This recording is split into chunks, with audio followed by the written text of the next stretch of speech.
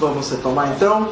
Então a gente estava falando da análise dessa vulnerabilidade urbanística no plano do direito internacional dos direitos humanos, né? A gente falou da Declaração Universal de Direitos Humanos e a gente começou a falar do PIDESC, né? De Direitos Econômicos, Sociais e Culturais. O PIDESC fala no artigo 11, né, os Estados partes do presente pacto reconhecem o direito de toda pessoa a um nível de vida adequado. Aqui aparece o adjetivo adequado, que vai ser muito importante para a gente. Toda pessoa um nível de vida adequado para si, para sua família, inclusive, entre outras coisas, a moradia adequada, né, e qualifica novamente de forma adequada a moradia. Então o que a gente precisa defender não é só o direito à moradia, né, mas sim o direito à moradia adequada.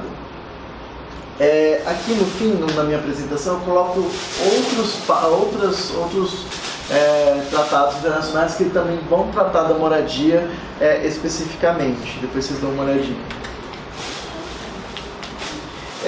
E aí vem o comentário geral número 4, né, desse comitê, que na verdade é o comitê que se debruça sobre os termos do Pacto Internacional de Direitos Econômicos, Sociais e Culturais, e que vai estabelecer algumas interpretações, né? E ele vai descer a minúcias no que consiste, no que significa esse nível de adequação.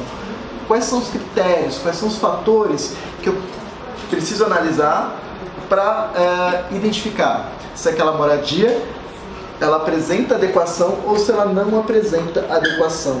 E aí os fatores que o comentário vai trazer são os seguintes, né? Então, primeiro, a segurança jurídica da posse, né? Se eu tenho posse daquele terreno, daquele imóvel, daquela propriedade ou daquele mesmo descolado da propriedade, quais são os riscos que eu tenho de ser despojado ou não daquela moradia, né? Como é que eu fui para lá, como é que isso está regulamentado, como é que isso está legitimado, se não está. Esse aspecto é muito importante para eu definir se aquela moradia ela apresenta adequação ou ela não apresenta adequação. B. Disponibilidade de serviços materiais, benefícios e infraestrutura. Aquilo que eu disse, né? O comentário ele vai ser muito explícito nesse sentido. Moradia, e com essas palavras, moradia não é um teto sobre suas cabeças, né? Sobre a cabeça dos moradores. Eu preciso qualificar aquela moradia, tornar adequada, e um dos aspectos dessa adequação é o conjunto de serviços materiais que estão ali, né? Pensando no direito à cidade, naquele primeiro aspecto que a gente já analisou, que é essa materialização espacial dos direitos fundamentais, né? Como é que o direito à educação está materializado espacialmente, o direito à saúde, o direito ao trabalho, e como a cidade se comunica com esses outros direitos humanos e direitos fundamentais. C. Gastos suportáveis, né? O quanto eu gasto para morar. Eu pago aluguel, eu pago algum outro título, eu pago PTU, eu pago serviços essenciais, quanto da minha renda sai para conseguir pagar aquele valor, né? Ele é acessível no sentido de ser um gasto suportável. Habitabilidade, que são as condições físicas daquela habitação, ela é bem arejada, ela tem segurança, que eu digo, porta, janela, ela tem serviço de água, de esgoto, quais são as possibilidades que aquela construção, que aquela edificação me dão, né, para que eu possa morar ali, né? Acessibilidade, tanto acessibilidade no sentido da pessoa com deficiência, né? Se essa casa tem escadas, não tem, a rua onde ela está é estreita, ela não está, mas também na acessibilidade no modo de ter moradia, né? De conquistar uma moradia para si, e também a gente pode analisar, e é muito importante que vocês façam, a noção de acessibilidade da legislação afeta a pessoa com deficiência com a moradia e com a habitação, né? Essa pessoa que, por exemplo, usa cadeira de rodas consegue acessar a sua casa sem dificuldades extremas, né? Recentemente meu pai ficou cadeirante, só então que eu não consigo andar na rua com meu pai. Assim, a calçada não é preparada para ele, e isso porque, eu não sei se vocês já tiveram, pelo que vocês me falaram, a deficiência ela é um conceito relacional. ela não é só uma circunstância, uma condição específica da pessoa com deficiência. Ela também é a relação dessa pessoa com deficiência com o ambiente. Como é que o ambiente se apresenta e se ele intensifica, aprofunda essa situação que gera deficiência. Então, por exemplo, eu sou um cadeirante e eu tenho uma calçada acessível. As dificuldades que eu vou enfrentar são óbvios, são relevantes, porque, enfim, eu tenho uma dificuldade de locomoção, mas a cidade não vai agravar mais ainda essa situação de locomoção. Então, é preciso também analisar essa acessibilidade. A acessibilidade é um conceito muito importante para a defensoria também, né? Ela é bem especificada na lei de inclusão e na Convenção de Nova York. É importante que vocês tenham isso em mente. No meu concurso, por exemplo, caiu série sobre direito fundamental à internet, lembrando que o bloco de constitucionalidade não se exaure na Constituição formal. A resposta estava na Convenção de Nova York, quando ela vai falar de acessibilidade, e um dos aspectos dessa acessibilidade é a acessibilidade digital.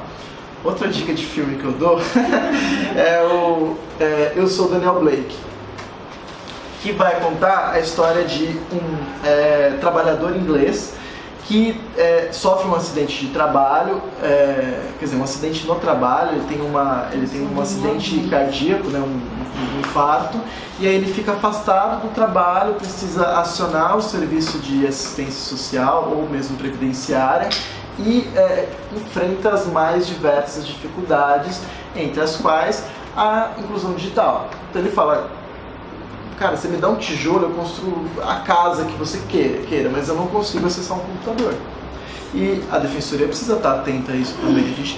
A gente tem, por exemplo, a gente tem críticas muito relevantes da ouvidoria em relação ao teleagendamento, por exemplo, do acessar a defensoria pelo teleagendamento. É uma coisa que a defensoria precisa estar preocupada, se toda pessoa tem acesso a esse telefone, se toda pessoa consegue marcar por telefone ou não.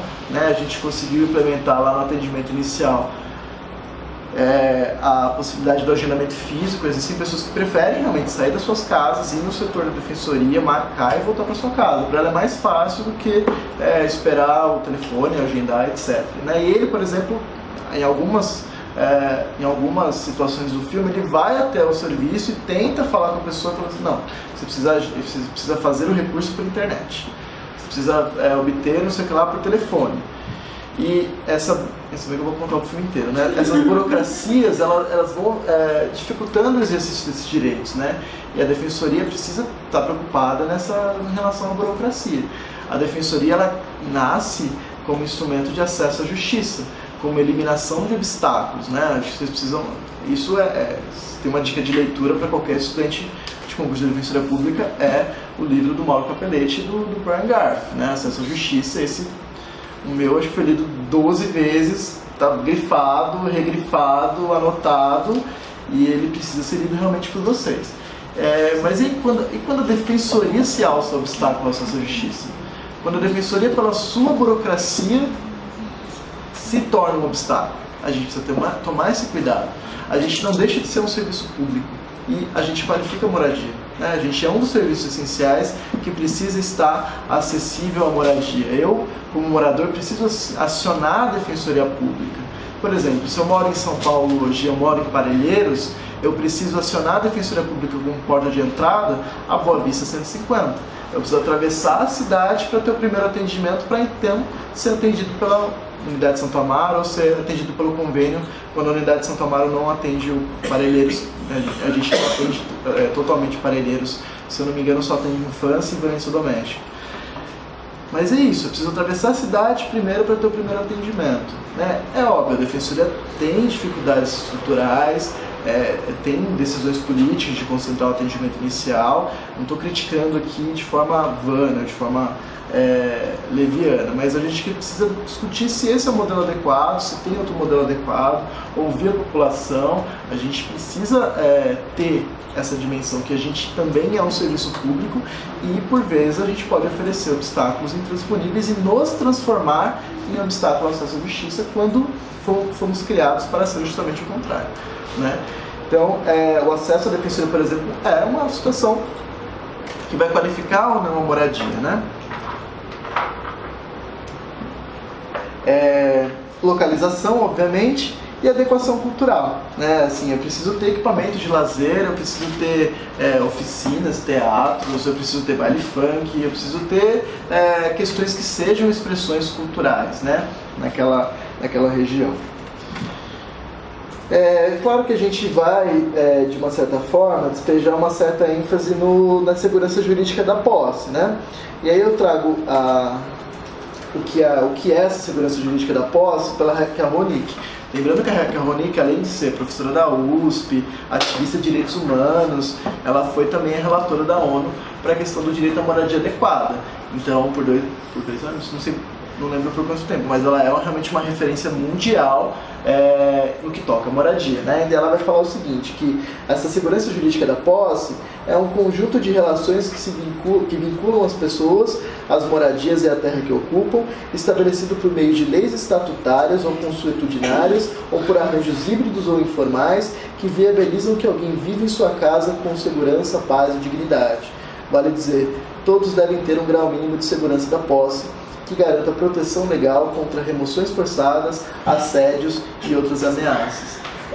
Esse comentário geral número 4, ele vai introduzir um outro assunto, que é a questão da remoção forçada. E aí é aquilo que a gente está discutindo, né? Quando a gente vai discutir a vulnerabilidade, a gente precisa analisar o grau dessa vulnerabilidade. Existem diversos graus de vulnerabilidade. E aí a gente precisa introduzir, na verdade, a questão da hipervulnerabilidade, aquilo que eu defendo que se chama hipervulnerabilidade urbanística, né? Só lembrando uma coisa, claro que vocês vão estudar direitos humanos, já devem ter estudado, devem ter tido ótimos professores, mas é sempre pautar que esses compromissos que os Estados assumem não são compromissos formais ou discursivos ou retóricos. Eles precisam ser carregados de uma certa efetividade, né? De uma certa efetivação. O Bob fala, né, que o problema hoje não é nem tanto nem tanto o enunciado de direitos humanos. A gente começou a ter múltiplos enunciados, diversos tratados, hoje tem muitos tratados. O problema é a gente conseguir encontrar a tal da efetividade. Como é que eu vou efetivar esses tratados de direitos humanos, né? E como é que nós, enquanto defensores públicos, vamos manejar esses tratados? O Núcleo de Direitos Humanos, por exemplo, ele já acionou algumas vezes a Corte Interamericana para casos relacionados ao Brasil, né? A Corte Interamericana, segundo o pacto, segundo a Convenção Americana de Direitos Humanos, ela é possível dar no âmbito da Corte Interamericana chamadas cautelares, né, que é uma decisão provisória, mas de urgência da Corte, que geralmente na provocação desse Estado-membro, etc., que tem um impacto político muito importante, né? O Pinheirinho foi denunciado à Corte Interamericana, por exemplo, né, por professor Comparato, etc. Então, essa nossa relação com o direito internacional de direitos humanos, ela não é só uma relação para passar no concurso ou por ser uma matéria relevante para isso. Ela deve estar presente na nossa atuação profissional, funcional, de efetivação desses direitos, né? Então, é só pautar isso, que na verdade não são compromissos retóricos, né? Então, como eu falei, o comentário número 4, ele começa a introduzir um outro assunto que é retomado e é aprofundado no comentário número 7. Então, comentário número 4 e comentário número 7 são de leitura obrigatória para vocês, para a gente conseguir entender a moradia adequada e a questão das emoções forçadas. E aí, como eu estava falando no intervalo, acho que na última aula eu vou tentar associar essa questão do impacto do comentário geral número 7 em relação ao Código de Processo Civil, um novo Código de Processo Civil no que toca aos litígios processórios coletivos, né, que vai trazer uma série de inovações que precisam também ser meditadas, né, como a forma de citação desses moradores, desses ocupantes, o uso da palavra ocupante, enfim, né, se não se utiliza invasor, se utiliza ocupante, embora muitos processualistas, após o Código de Processo Civil continue utilizando invasor, né, processualistas importantes que defendem direitos fundamentais, Estado constitucional de direito, etc., mas que ainda revelam uma certa falta de preocupação em relação à qualificação desse sujeito de direito, né? A questão da intervenção da Defensoria num novo papel, né, que vem sendo chamado de custos vulneráveis, mas um outro fiscal da lei, né, em paralelo com o Ministério Público, né, na defesa dessa comunidade. Isso é muito importante, né? A questão da liminar possessória não foi trabalhada, né? Foi mantida, há uma crítica na questão da liminar possessória. Acho que a gente pode trabalhar isso na última aula associando aos conflitos urbanos, né? Para a gente tentar analisar como é que, e aí retomar também, né, nessa última aula, como é que esse comentário de número 7 pode nos ajudar naquele assunto específico daquele conflito urbano, né? Eu só esqueci de dizer, por exemplo, a minha prova da segunda fase da peça foi um caso de conflito urbano, né? Era um caso de Coab, em que uma pessoa comprou a unidade habitacional, vendeu para outra pessoa e a Coab entrou com uma reintegração de posse desse bem, né? Então, e aí a pessoa que seria o terceiro teria que ter algum tipo de defesa ali para aquilo. Aí tem algumas, falar de COEM, falar de direito à moradia, falar de proibição do retrocesso, essas coisas. Então, isso tudo que eu tenho falado, ele é muito, tem muita praticidade no sentido de poder ser utilizado numa defesa em segunda fase ou numa dissertação, não é um mero discurso, digamos assim. Eu estou tentando ser mais, construir uma base geral mais prática para que vocês tenham essa dimensão desses tratados, dessas leis, para conseguir manejá-los de forma a construir uma redação coerente e, se não exaustiva, mas completa, na defesa de eventual comunidade no âmbito do concurso. O comentário geral número 7, ele vai tratar então especificamente dos despejos forçados. E ele vai definir o que são esses despejos forçados. Ele vai definir como a remoção permanente ou temporária contra a vontade dos indivíduos,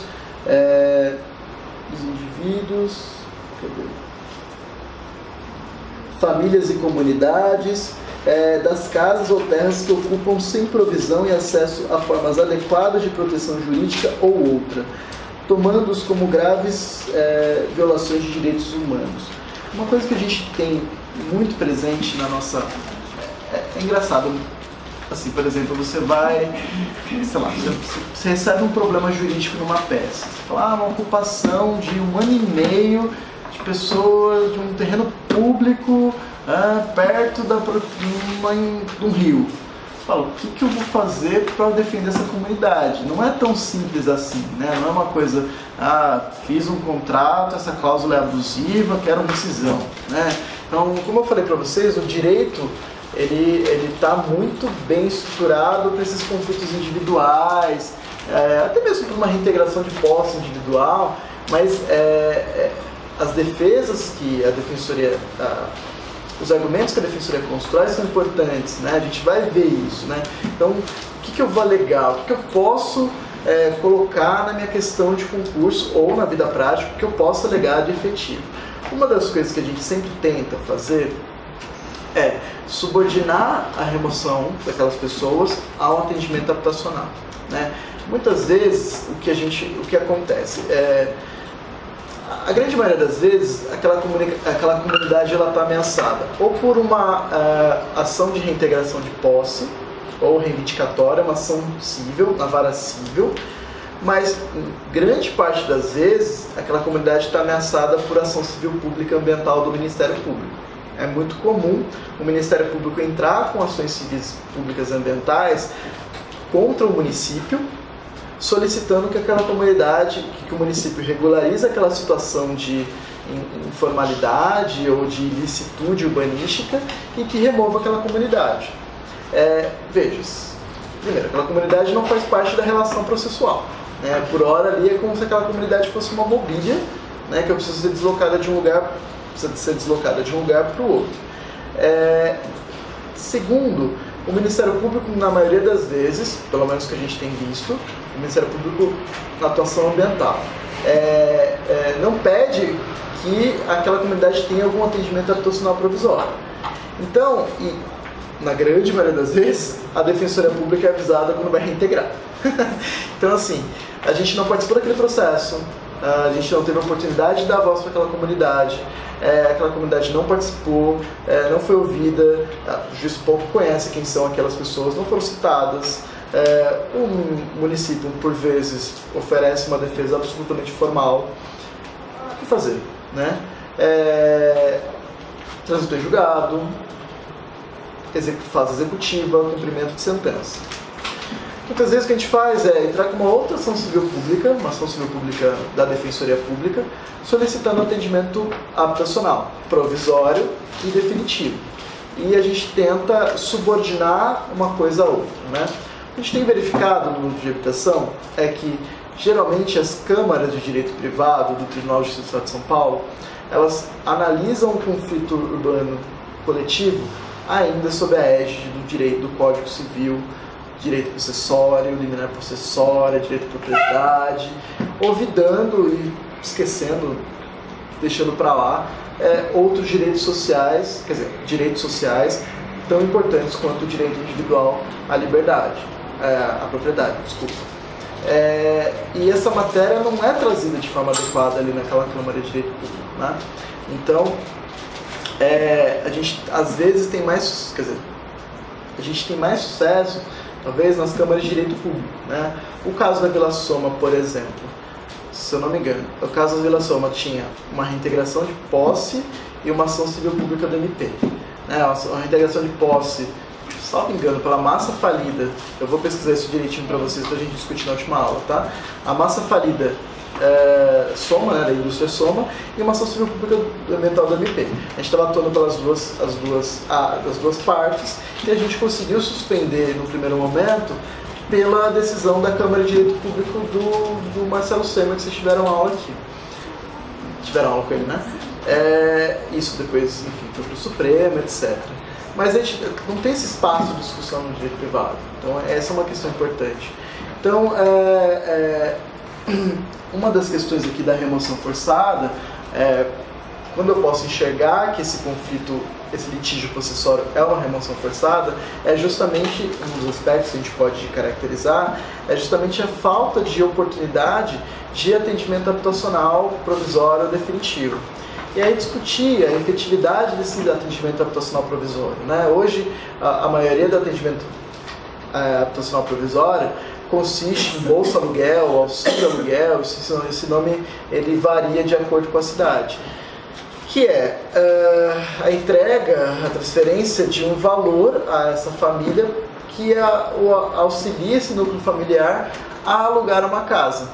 O que acontece é que esse valor é geralmente de 300 a 400 reais, o que impede essa família de se manter, na grande maioria das vezes, naquela região que ela vive. Então, por exemplo, no YouTube tem várias questões da implantação do teleférico no Morro da Providência, aquele morro que foi o primeiro morro do Rio de Janeiro, Morro da Favela. A prefeitura ofereceu atendimento habitacional. Tem um senhor, eu vou esquecer o nome agora dele, que a casa dele ficava exatamente perto ali do teleférico. A casa teve que ser interditada para se construir a estação do teleférico ali, e ele foi obrigado a sair recebendo atendimento habitacional provisório. Ele tinha uma casa, sei lá, dos seus 60 metros quadrados, 2 quartos, sala, cozinha, etc. E foi obrigado a alugar uma casa, um quarto na mesma favela por 400 reais. Ele tinha um ambiente de 60 metros quadrados, ele foi para um ambiente de 12 metros quadrados. Para permanecer ali onde ele tem família, onde ele vive há 50 anos, etc. Então, o que a gente discute muito também é a qualidade desse atendimento, né? Hoje em São Paulo, acredito que ainda teve uma portaria no começo do ano passado de cessar o ingresso de novos beneficiários do Bolsa Aluguel. Em Osasco, por exemplo, tem o Bolsa Aluguel, é por 18 meses, e é uma luta para renovar, e a gente tem que entrar com uma ação com um relatório do CAN, do Centro de Atendimento Multidisciplinar da Defensoria, né, com um relatório bem específico, de onde veio aquela família, qual é o rendimento, etc., para provar uma situação efetivamente de carência, né? Então, aquela família que foi deslocada da casa delas, não teve atendimento habitacional definitivo, não foi transferido para uma unidade habitacional, está em atendimento habitacional provisório, que vai cessar e vai ser realmente posta para a rua, né? Se não foi naquele momento do deslocamento inicial, vai ser agora. Então, o destino dessa família a partir da remoção forçada é um importante aspecto para a gente definir. O destino daquela família a partir da remoção é um aspecto importante para definir se aquela é uma remoção forçada ou não, né? No Rio de Janeiro, por exemplo, a legislação estabelece que aquela família vai ter atendimento habitacional, que aquela família precisa participar. Uma coisa muito complicada é a questão do risco, né? Muitas famílias elas são removidas pelo argumento do risco. Comunidades que muitas vezes estão 50 anos estabelecidas ali e que são de uma hora para outra identificadas como uma comunidade numa área de risco. E isso quase que serve como um termo, uma cláusula aberta para que eu possa politicamente decidir se eu removo ou não removo aquela comunidade. Então, quando é uma comunidade de risco, eu preciso analisar primeiro, esse risco, ele como posso dizer? Ele ele pode ser diminuído ou ele pode ser eliminado por uma obra, por como posso dizer? Algum instrumento, algum equipamento, etc. Toda a comunidade está numa área de risco inevitável, ou parte da comunidade. Essa questão do risco foi discutida democraticamente com aquela comunidade, que a comunidade foi informada da situação, está ciente, houve a oferta de atendimento habitacional definitivo ou provisório. Então, todas essas questões a gente precisa levantar e aí vai ser basicamente numa ação civil pública ambiental do Ministério Público que pede o deslocamento daquela população, seja por degradação ambiental, seja porque aquela população está numa situação de risco. Então todas essas situações vão ser importantes para a gente analisar o conflito numa situação concreta. O que esse comentário diz muito também é que muitos deslocamentos são feitos sob o pretexto de desenvolvimento, né? Ou mesmo para a realização de mega eventos esportivos. Mas o que é desenvolvimento, né? Tem um filósofo político, né, o Amartya Sen, que ele vai tocar muito nessa situação. O que é desenvolvimento para você? É crescimento econômico, aumento do PIB? Como é que eu posso qualificar, identificar, quantificar esse desenvolvimento? E quem é o beneficiário desse desenvolvimento? Né? Então, precisa ver o que isso traz de relevante para essas populações. Correr um pouquinho para tentar... Aqui eu trago algumas coisas do Habitat 3. O Habitat 3 foi uma conferência ocorrida no ano passado, um conjunto de pré-conferências e uma conferência do ano passado que traz alguns elementos importantes para o direito urbanístico. Recomendo que vocês leiam também. Tem algumas preocupações, inclusive preocupação da cidade e gênero. Lá tem muitas questões disso, cidade e gênero, ou seja, qual que é o papel das mulheres na cidade. Tem um capítulo só sobre isso. Que vai definir também essas vulnerabilidades, vai tentar direcionar, empurrar o direito urbanístico a ver essas vulnerabilidades e analisar a cidade com base nesses sujeitos especialmente vulneráveis, os obstáculos que essa cidade vai trazer. Aí, na nova agenda urbana, né, que é o documento síntese do Habitat 3, vai falar, né, os estados nos comprometemos a promover políticas públicas em matéria de moradia a nível nacional, subnacional, regional e local, que respeitem a realização progressiva do direito à moradia adequado para todos como um elemento integrante do direito a um nível de vida adequado, que combatam todas as formas de discriminação e violência que impeçam os despejos forçados arbitrários e que centrem nas necessidades das pessoas sem casa, as pessoas em situações vulneráveis, os grupos de baixa renda e as pessoas com deficiência e propiciem, ao mesmo tempo, a participação e a colaboração das comunidades e interessados pertinentes ao planejamento e aplicação dessas políticas, incluindo o apoio à produção social do habitat, em conformidade com a legislação. Vejam, nesse caminhar do direito internacional, vai relacionar o direito à cidade às vulnerabilidades, trazer essas pessoas, esses sujeitos especificamente vulneráveis e focar novamente na participação. A participação é muito importante. Como é que eu posso também identificar essa proteção da vulnerabilidade na Constituição de 1988, né? Eu defendo que, na verdade, a proteção da vulnerabilidade urbanística, ela decorre do princípio da igualdade. Acho que vocês já tiveram direitos fundamentais, né? Como é que eu consigo identificar esse direito à igualdade, né? A igualdade, ela não vai se bastar mais no aspecto formal dessa igualdade perante a lei. Obviamente, uma mulher em situação de violência doméstica é tão igual quanto uma outra mulher em outra situação perante a lei. Mas essa mulher em situação de violência doméstica necessita de algumas especificações e discriminações positivas para que essa situação de vulnerabilidade dela seja combatida e que ela consiga a dignidade dela também. Né? Então, o direito à igualdade, ele passa por um aspecto, na verdade, material, né? De correção dessas situações de desnível. E aí, eu vou identificar essas formas de desníveis, né? Esses fatores, né? De ordem econômica, social, e que decorrem de preconceito, discriminação. Eu vi que vocês vão ter, acho que 2 aulas com o Vinícius, né? Não sei como é que ele qualificou, acho que antidiscriminação, né? Que eu acho que ele vai perpassar pela discriminação racial, pela discriminação de identidade de gênero também. Acho que vocês vão ter uma base muito boa com o que ele tem. Ele estuda bastante isso, vai poder contribuir bastante com vocês. Isso também é identificado aqui como um fator urbanístico de vulnerabilidade. E esse combate à vulnerabilidade também deriva do direito à igualdade, para que eu possa ter providências que eliminem esses fatores de vulneração e que possam permitir que essa pessoa alcance a dignidade, alcance a felicidade, possa lograr o projeto de vida que ela planejou, que ela tende a desenvolver, para que consiga aquilo que deseja. Então, essa parte, a proteção da vulnerabilidade, ela decorre bastante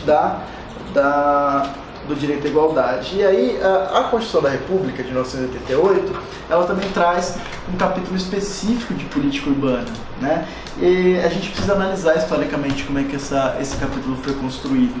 Porque esse capítulo foi construído a partir de uma emenda popular de reforma urbana proposta por uma frente nacional da reforma urbana, em que é um conjunto de movimentos sociais que há muito tempo estudam direito à cidade e que buscaram influenciar a formação do texto constitucional.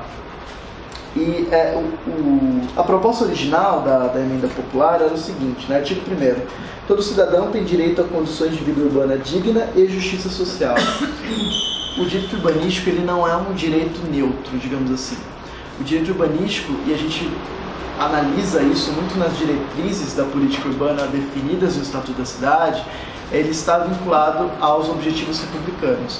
Então, conseguir uma sociedade justa, igual, diminuir as desigualdades regionais, busca da cidadania, todos esses objetivos republicanos precisam estar associados às diretrizes da política urbana e, em consequência, influenciam o direito urbanístico a sair de um status quo e buscar um estado ideal, numa relação de progressividade, né, de evolução, de continuidade evolutiva. Obrigando-se o Estado a assegurar o acesso à moradia, transporte público, saneamento, energia elétrica, iluminação pública, comunicações, educação, saúde, lazer e segurança, assim como a preservação do patrimônio ambiental e cultural. Você fala, olha, você está falando de política urbana e você vai falar que o Estado tem que garantir educação, saúde, lazer e segurança, mas isso não está disposto nos outros capítulos da Constituição.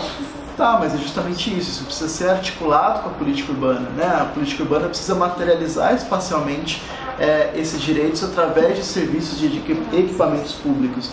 E aqui, lá na década de 80, né, já traz essa dimensão de adequação da moradia, né? Ele poderia falar, assegurar o direito à moradia, acesso à moradia.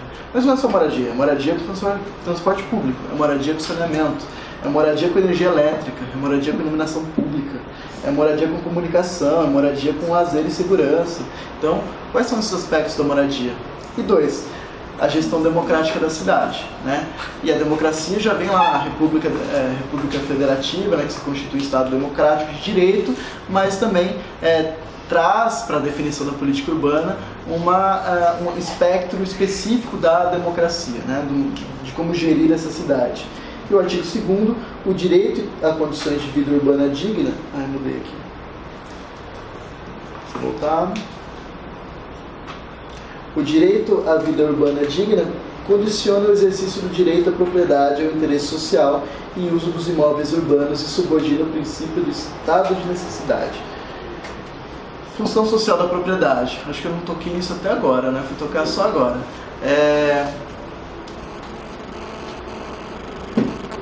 Artigo 5º, 22, 23, né, vai trazer direito à propriedade, função social da propriedade. A função social também aparece nos princípios da ordem econômica, nessa mesma ordem, e vai aparecer também na política urbana. A gente vai tratar muito dela na aula de conflitos urbanos, mas a frente pela reforma urbana já trazia isso na sua proposta. E como é que fica então? Né? Como é que é o texto constitucional e o que a gente pode extrair desse texto? Né? Eu acho que vocês precisam ter esse texto em mente, porque ele vai balizar vocês na leitura do Estatuto da Cidade e das outras legislações urbanísticas. A política de desenvolvimento urbano, executada pelo Poder Público Municipal, conforme diretrizes gerais fixadas em lei, tem por objetivo ordenar o pleno desenvolvimento das funções sociais da cidade e garantir o bem-estar de seus habitantes. Primeiro, política de desenvolvimento urbano executada pelo Poder Público Municipal. Obviamente, a União e o Estado também têm influências na política pública, mas não é exagero dizer que o município tem um certo protagonismo na definição dessa política pública. Só que ele tem que definir essa política pública conforme diretrizes gerais. Então, o artigo subordina a construção dessas legislações urbanísticas dos municípios, principalmente a principal delas, que é o plano diretor, a diretrizes gerais fixadas em lei federal. Essa lei federal é o Estatuto da Cidade. Então, o Estatuto da Cidade é essa lei que é referida aqui no caput do artigo 182. Lá no artigo 2º do Estatuto da Cidade, vão ser traçadas todas as diretrizes gerais que vão ter que nortear o município na construção, na elaboração, no monitoramento, na revisão dessa política urbana municipal. E tem o objetivo de ordenar o pleno desenvolvimento das funções sociais da cidade e o bem-estar dos habitantes.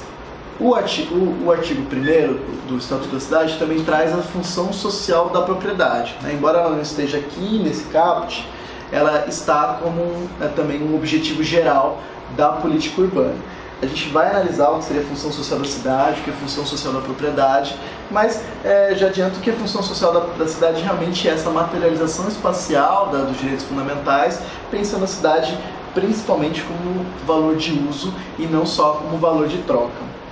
O parágrafo 1º vai falar o plano diretor. O plano diretor é essa lei, deixa eu ler, depois a gente discute. O plano diretor aprovado pela Câmara Municipal, obrigatório para cidades com mais de 20 mil habitantes, é o instrumento básico da política de desenvolvimento e de expansão urbana.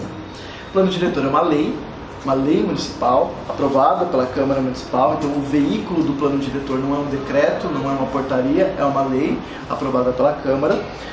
Ele é obrigatório para cidades com mais de 20 mil habitantes, essa é a regra geral, mas o Estatuto da Cidade vai trazer outras obrigatoriedades, então cidades, por exemplo, com proteção ambiental ou com fins turísticos, a gente vai ver isso especificamente, quero tratar do plano diretor com vocês, mas não só cidades cidades com 20 mil habitantes obrigatório, mas cidades com menos de 20 mil habitantes pode ser que seja obrigatório também, desde que esteja presente um dos elementos lá do Estatuto da Cidade que a gente vai ver. É um instrumento básico da política de desenvolvimento e de expansão urbana. Bom, a gente teve a discussão recente do Plano Diretor de São Paulo, né?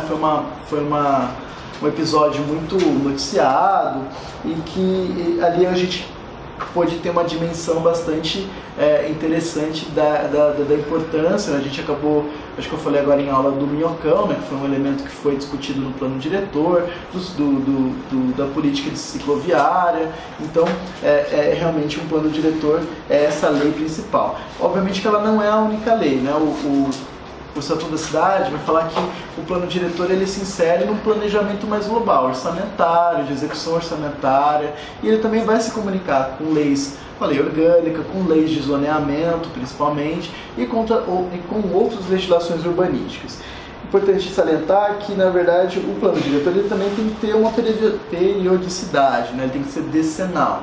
Então, é uma lei que tem um prazo para viger, digamos assim, não que ela perca a vigência após 10 anos, mas obrigatoriamente, né? Por exemplo, o Rio de Janeiro teve um plano diretor de 92 e só foi ter em 2011. Mas se traz essa diretriz de revisão periódica desse plano diretor. A propriedade urbana cumpre a sua função social quando atende às exigências fundamentais de ordenação da cidade expressas no plano diretor. Então vejam a importância do plano diretor. É o plano diretor que vai trazer critérios para se analisar e se verificar se aquela propriedade cumpre ou não a função social. Ele tem essa função também, além de ser um instrumento básico do planejamento urbano daquela cidade, é ele que vai trazer esses critérios de aferição. Aqui vai trazer a regra geral, né, que as desapropriações de imóveis urbanos serão feitas com prévia e justa indenização de dinheiro. Obviamente, eu tenho uma propriedade, essa propriedade precisa ser absorvida pelo município porque vai passar uma linha de trem ali e tem um interesse público ali, eu vou ser deslocado, mas eu vou ter direito à justa indenização. Essa é a regra geral que vai ser desconstruída no próximo parágrafo. Na verdade, esse parágrafo terceiro, ele vai introduzir o parágrafo 4. O parágrafo 4 vai falar o seguinte: é facultado, e esse facultado, a gente vai analisar melhor se é facultado mesmo, é facultado ao Poder Público Municipal, mediante a lei específica para a área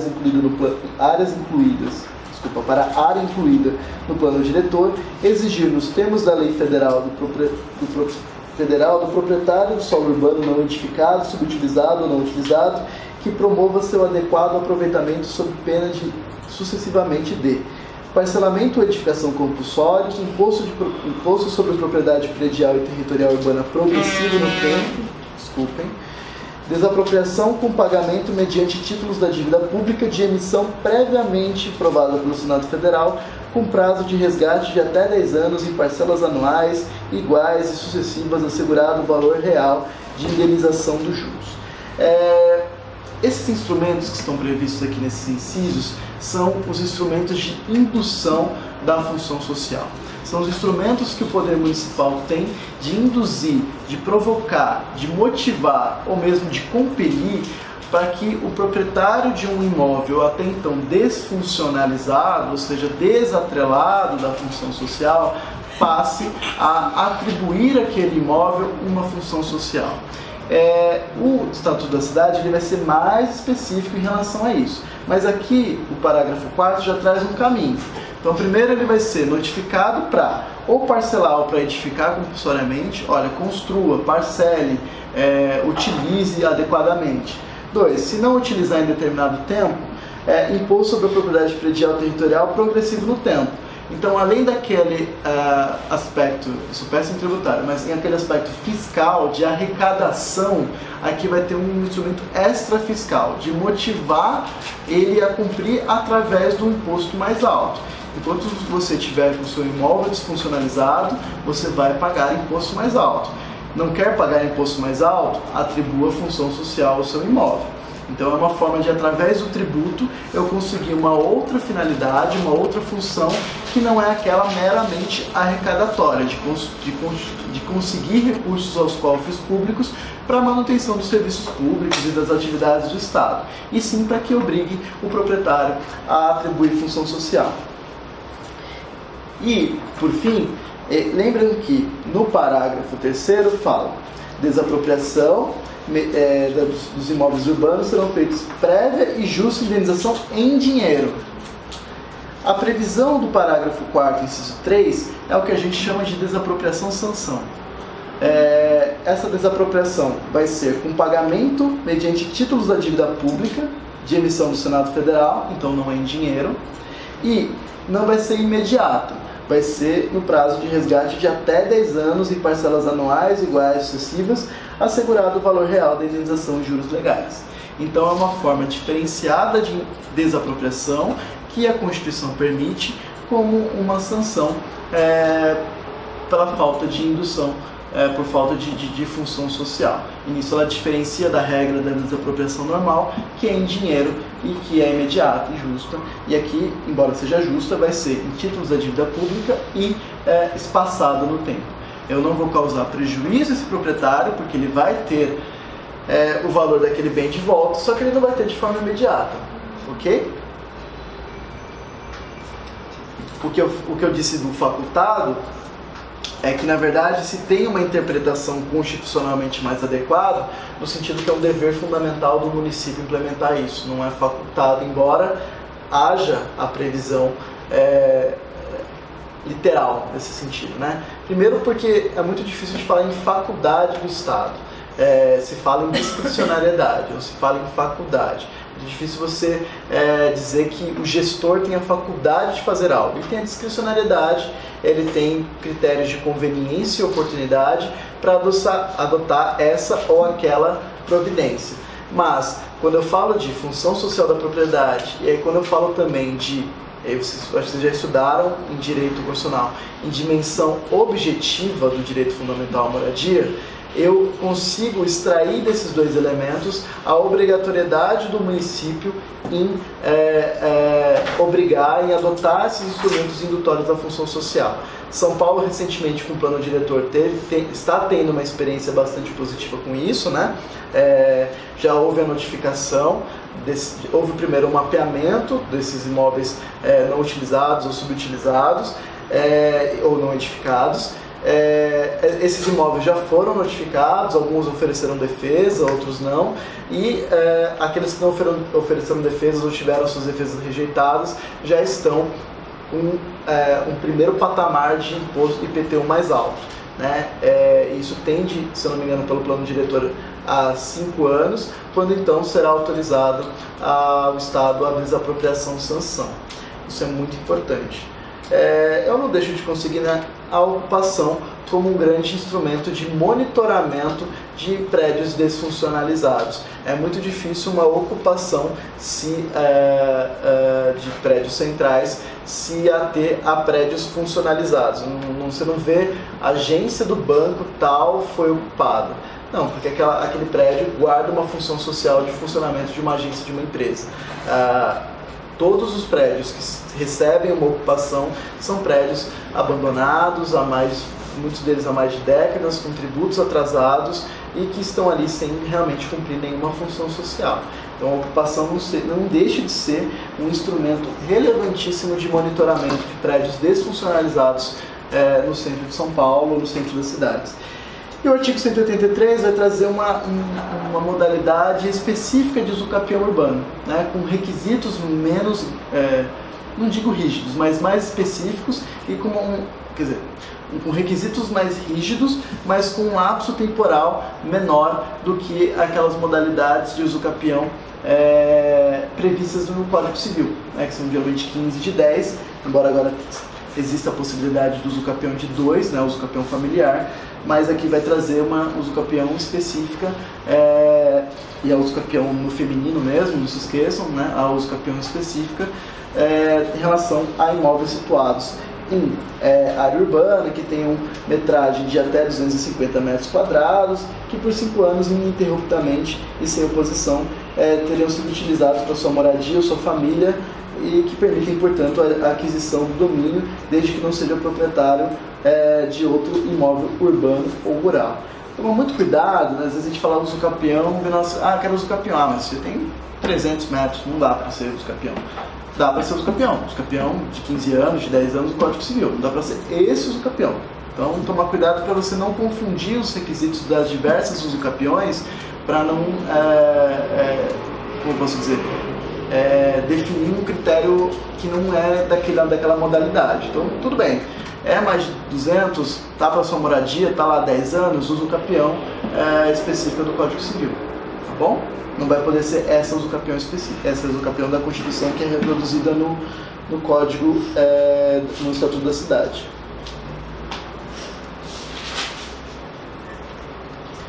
O Estatuto da Cidade eu vou deixar para falar na próxima aula, quando for falar de princípios, instrumentos e diretrizes.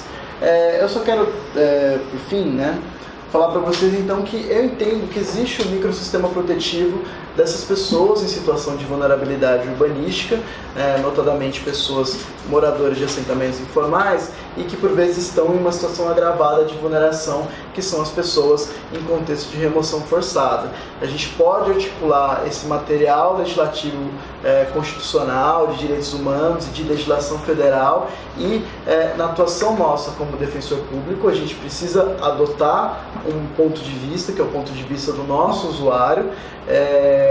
Paulo Freire tem uma frase que fala: não existe neutralidade ideológica, cada um tem a sua base ideológica. Resta saber se a sua base ideológica é excludente ou inclusiva.